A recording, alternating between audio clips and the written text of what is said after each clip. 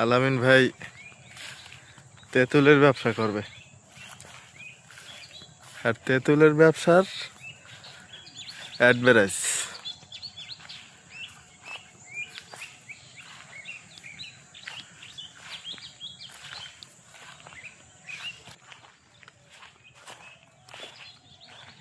আমিন সাহেব, আমাদের আমিন সাহেব যাচ্ছে। সে একজন কর্মঠ ছেলে, একজন কর্মদক্ষ এবং খুব